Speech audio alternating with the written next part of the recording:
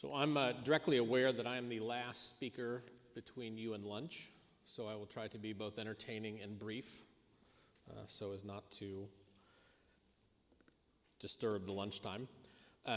Today's topic is insight on the Sentient store and what we call store as media, shopper as audience. And talk a lot about data as a data nerd, a center nerd, a display nerd. 4 key topics: Sentient store. So Sentient stores, we'll talk about sensors within stores, the shopper's audience, all of these micro audiences that can be developed from in-store data. A 3-point RMN plan. Kind of a challenge to say if you're thinking of substantial retail in-store in 2024 beyond, what are the 3 points you need to really think of? And then the best and highest purpose, or what we call the North Star. What is that customer's journey like? As was stated earlier, the purpose of a retailer is not simply to sell media, it's to sell product and to have a better customer experience. The benefit of selling media is great, but still about how do I make that journey the best journey for that shopper and the most loyal shopper, the best experience, the best brand conversion. What are all the key points that go into that decision?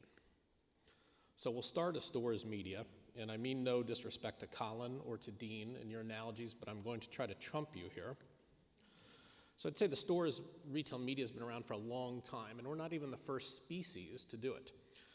In Spain, Neanderthals, 64,000 years ago, would paint the type of creature that they were hunting and trading in those caves as an indicator to say, we have antelope, we have deer.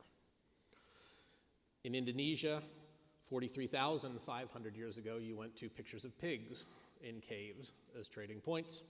And then here in the UK, the tulip tree in 1453, the oldest retail store in the United Kingdom, continuously operating, which was exactly 13 years after Gutenberg invented the printing press. So you can go to even printed material back.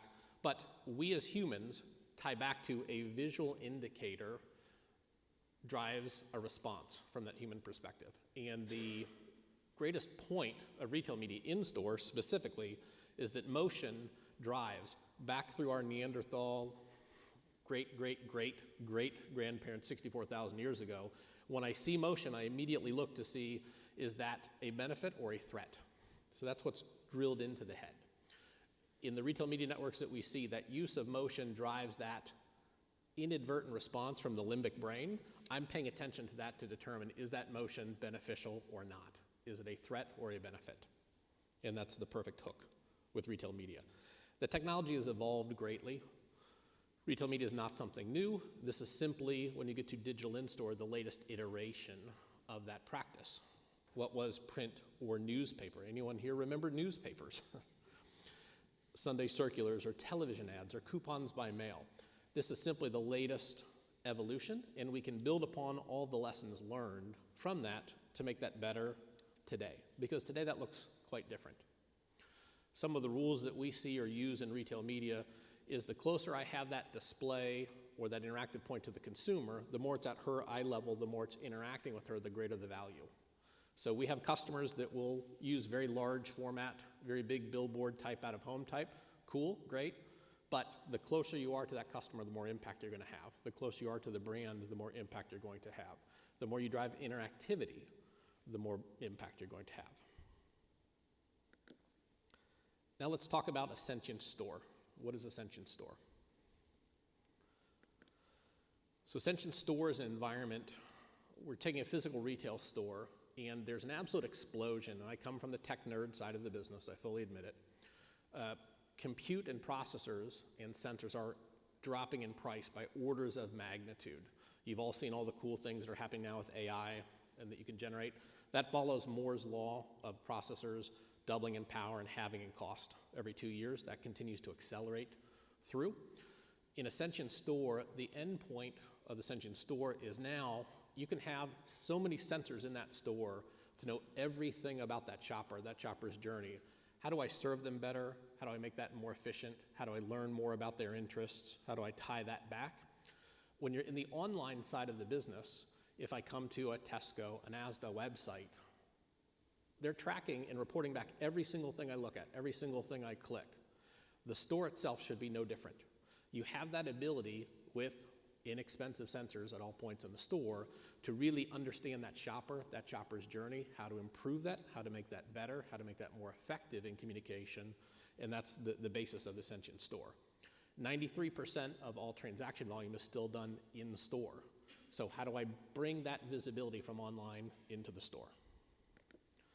What are the kind of applications of that technology? Artificial intelligence, there's a lot of really cool things you can do with AI. One of the predictive points you can do is that shopper on their journey, based on their last 10 journeys, what are they there to accomplish? How do I serve them better? RFID or identifier tags.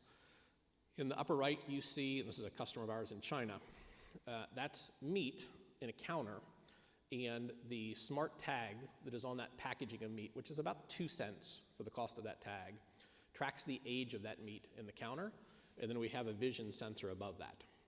So for perishable items, when you're in the grocery business, something like meat is a very high value point. It's a very expensive point. It has a very large carbon footprint. If I know the age of product in that category, how can I incentivize a customer dynamically to say, hey, this is starting to age out. I'm going to drive a much better price. I'm going to drive a much higher promotion around that. So it's good for the retailer. It's good for the consumer. It's good for transactionally reducing waste and carbon footprint around it.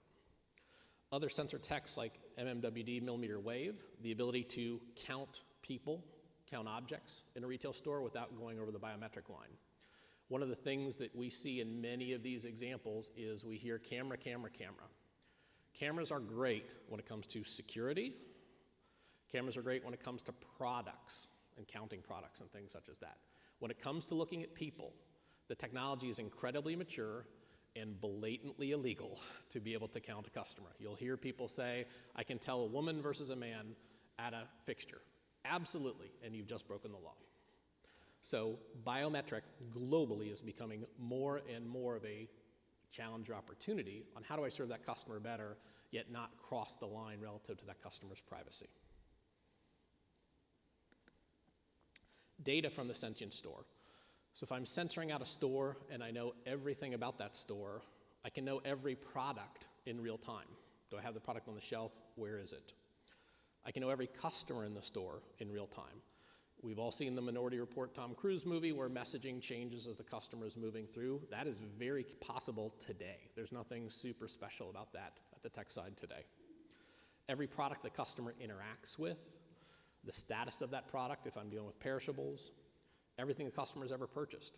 Because you as the retailer have that first party data and knowing that customer's purchase history, taking that back over 1 visit, 10 visits, 100 visits, 1,000 visits, the ability to, how do I message to them and profile data better to them to serve them on that journey. Real-time knowledge of price and supply chain logistics. Through pandemic, a number of the customers that we would work with would have challenges with chicken versus beef versus other products, shortages. How do I incentivize the customer on the products I have that are in stock and are there versus downplay the ones that I don't, so I'm not disappointing the customer. And then real-time knowledge of labor, staff in store. Did I lose a customer in their journey because they wanted something and there was no one there to help them? How can I track that better and make sure that as a service delivery opportunity for every retailer to that customer, I have precision in knowing every interaction within that customer's journey? Why now? At the technology side, Moore's Law, compute continues to decrease. As compute costs continue to decrease, compute is exploding everywhere. You see things like CHIPS Act and discussion of building more microchips outside of China. You'll see chips in more and more objects, more and more devices to try to provide better insights and better information. Ubiquitous networks in store.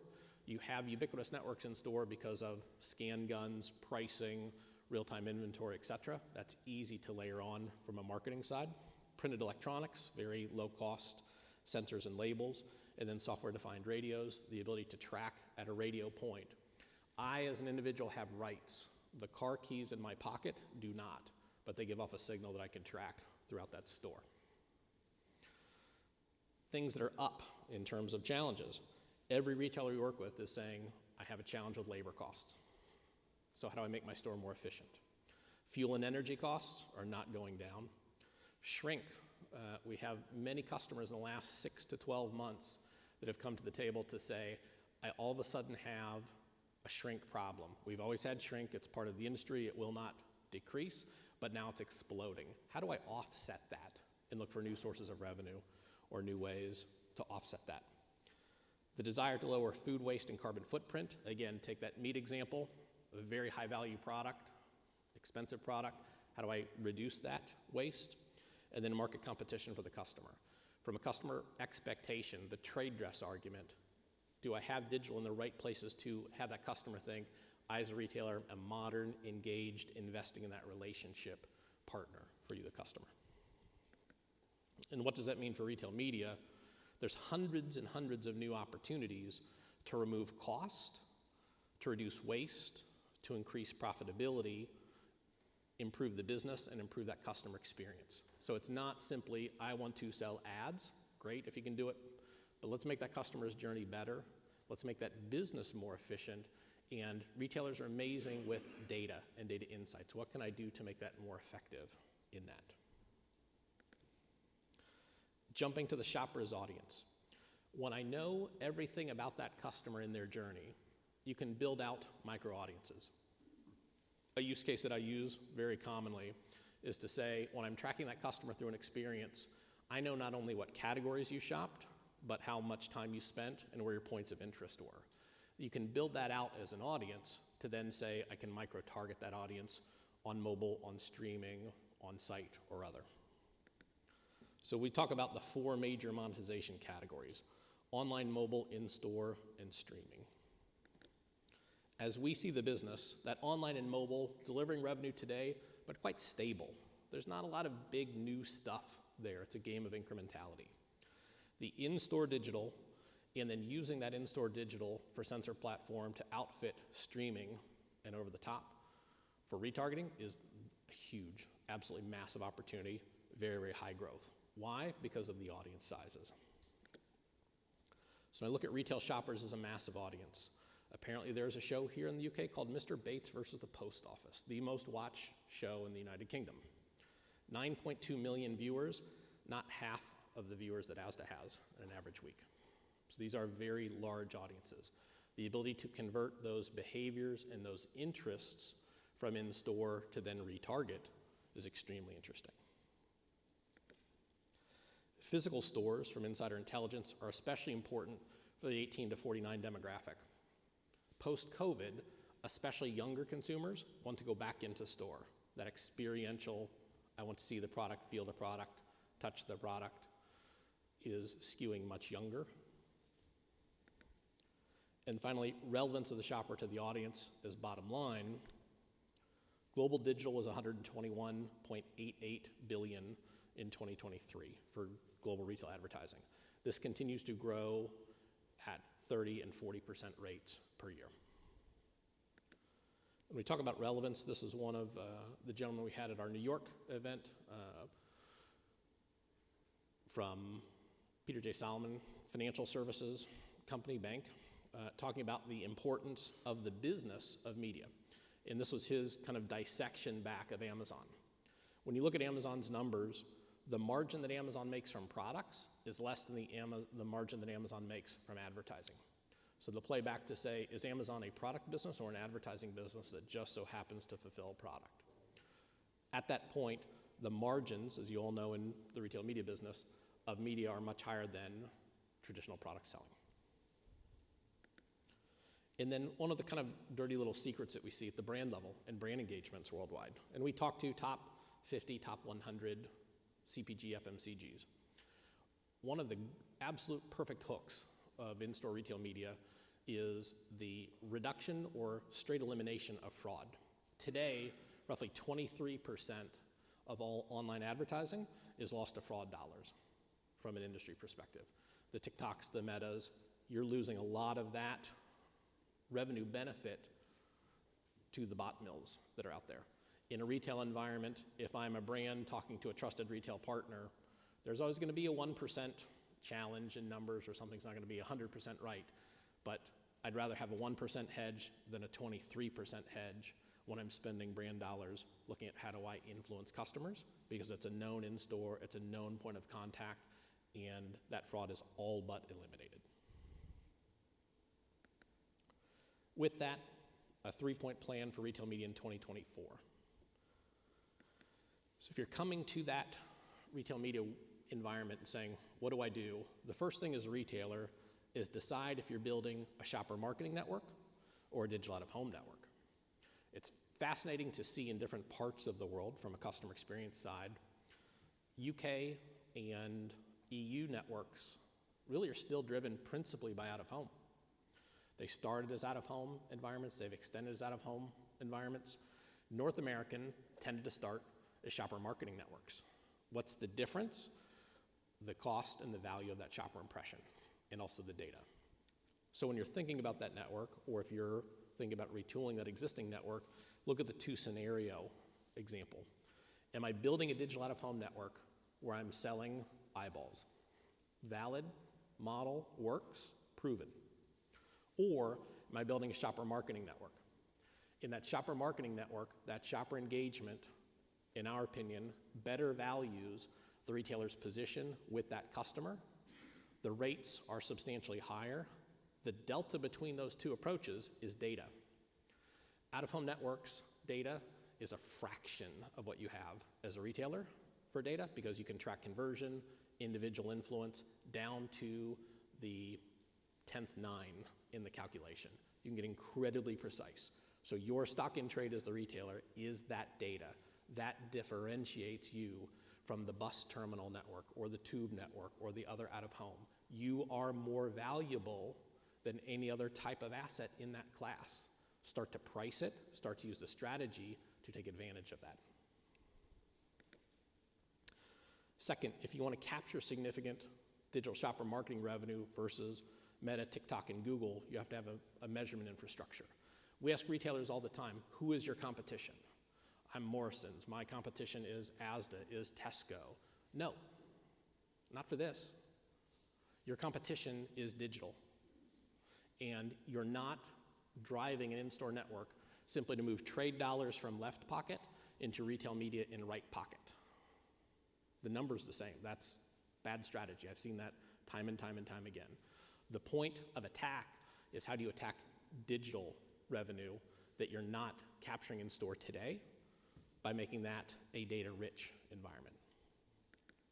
So with sensors and with being able to close the loop, taking that data and building data platforms within the retailer to know everything about those transactions, everything about those customers, puts you on par and ahead of what a Meta, what a TikTok, what other digital providers can do.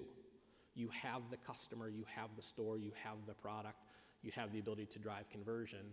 In that shopper marketing network, that is your true value. What does that look like?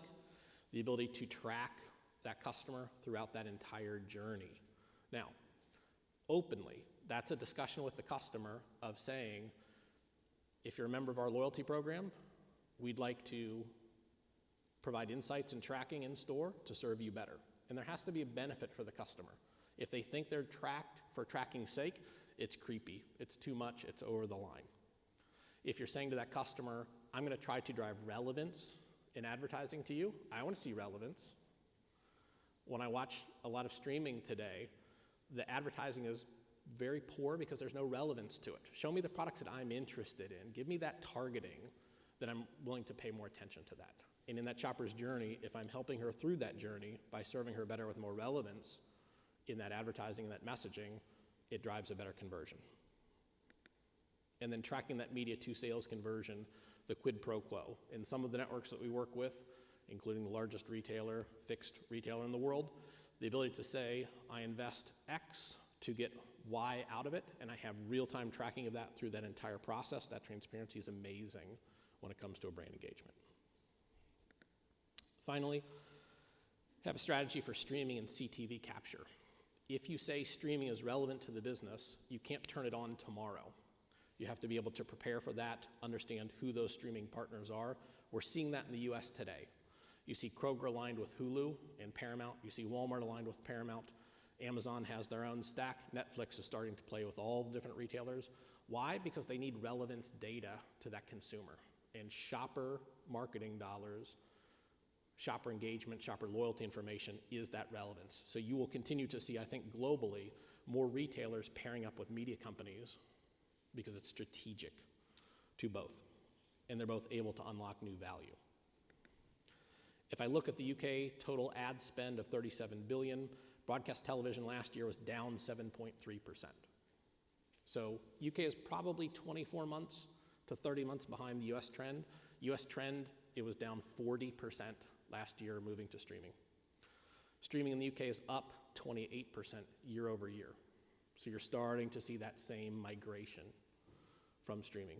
But the streaming providers lack relevant data that you can provide on Shopper and then be able to unlock the FMCG dollars.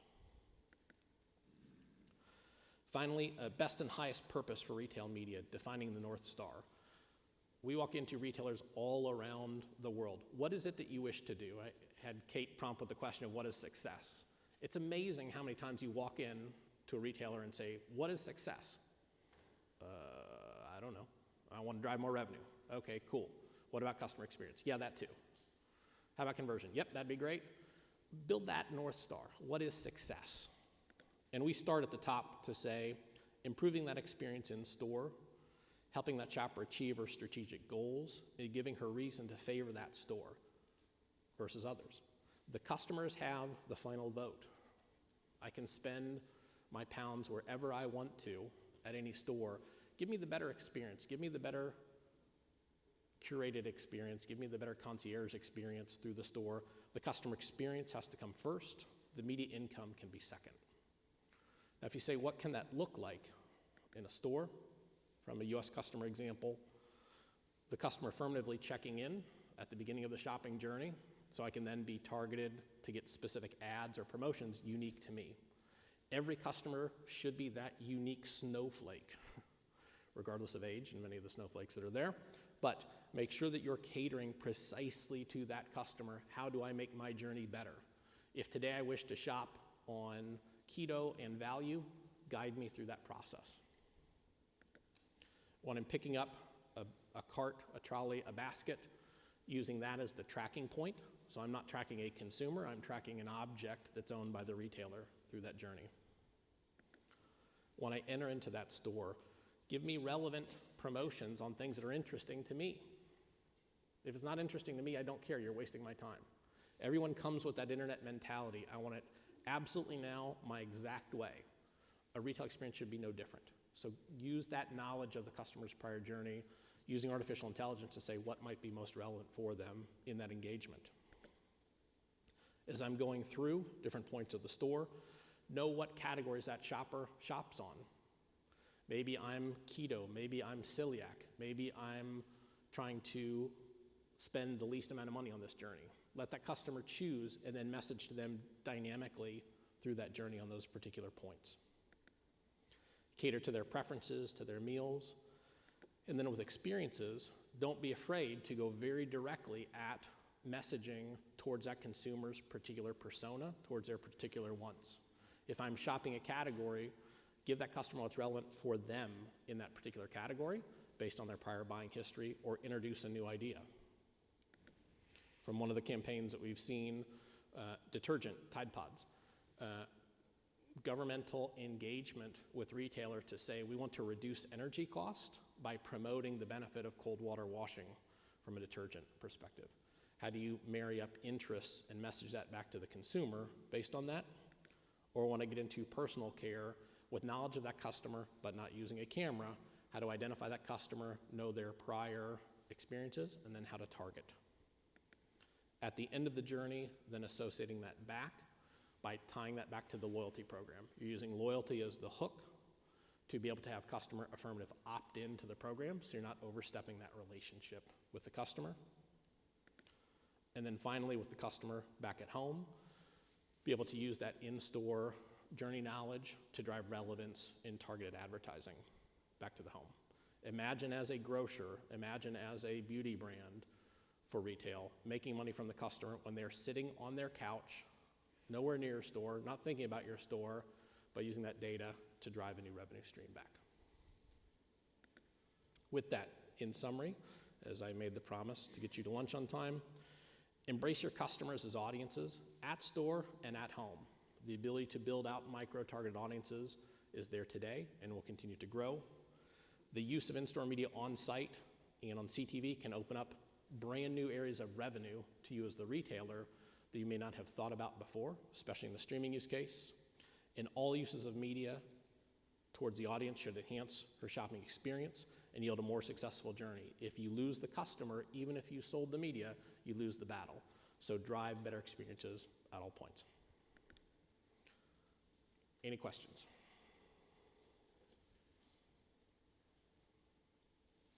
So the question was, who as retailers are doing the best job? Amazon as a whole sets such a high bar for understanding consumer behavior and then translating that into targeting on-site, off-site throughout.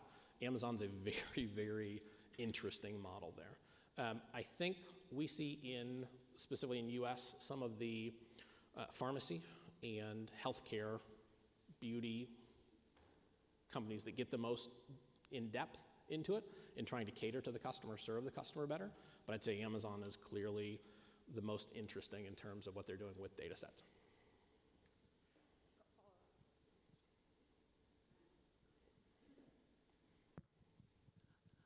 We've talked a lot about signage and screens. What's the role of in-store audio, do you think? Sorry, one more? Digital audio. Audio. Yep. Excellent question. Audio is an interesting challenge in that you cannot please all the customers with audio. Someone's going to complain that I don't like that style of music no matter what it might be, or that style of audio engagement. I think it's relevant but challenging.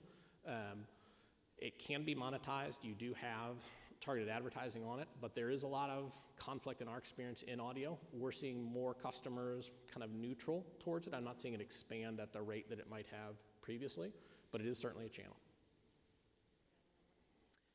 Chris, hi. I thought that was a great presentation. I really enjoyed it. My question to you is, because this is the environment you're in, how realistic is this kind of high-level strategic integrated approach? How much is it being implemented retailer by retailer? Yes, I take what you say about Amazon and some of the pharma stores, but you know, where our members sit principally, you know, you're talking about CPG brands really keen to be spending money, but you know, how long are we going to have to wait for the two sides of the business to work in a more streamlined way, as you've described? Yeah, it's a great question. So with most of the retailers that we see, they'll start in kind of a multi-phase journey that going deep with Sensor, going deep with Sentient Store can be 5%, 10% of stores. So it's very, very common that a retailer will use the data set from a subset of stores to then apply it to store designs, engagement, all stores. As the cost of the technology continues to come down, as the adoption rates continue to go up, I think you'll see it as pervasive throughout in 3 years, 5 years, where we say every sign a sensor, every sensor capturing data and rendering it back. But it'll be a progression within. If I'm a retailer with 600 stores, if I put this deep insight into 6 to 12 stores, I'm going to get a pretty good read on that customer behavior and be able to start to translate that back. But if I want to go on a one-to-one customer basis, you'll see every store. We're seeing some large chain customers around the world starting to implement in every store. So how do you think that brands themselves, so you talking there from the retailer perspective, I think there's as much work that's got to be done by the brands themselves and the opposite sides of their organizations working together and having the right kind of conversations.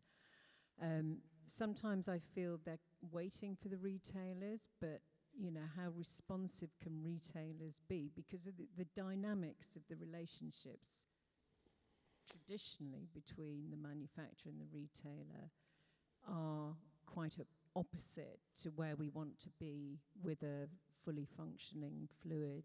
Yep. Well, what I think we see is kind of the bifurcation where the top 20 CPG, FMCG, the most advanced, the largest spenders that we all know, have the most detailed insights teams and the most detailed retail engagement teams. So I think it's in that top 10, top 20. If I take top 10 retailers in a country, top 10 FMCG brands in the country, the ability to do testing there where if I use the Colgate Palmolive example, if I have a digital engagement in store, if I'm allowed in that retailer to track it back to loyalty, if that retailer can then say, here's a micro audience on streaming, the ability for the brand to know, wait, I did a streaming ad to that customer to get them interested in a new product, and that customer specifically converted in store. I, as the brand, may never know who that customer is, but I know that my creative is successful, my campaign is successful, my conversion is successful. The retailer can provide that closed loop analytics and that actual conversion tracking back to say, yes, it's working, no, it's not, in a way that really no one else can. It's absolutely about data. Other questions? Excellent. Thank you so much. Thank you.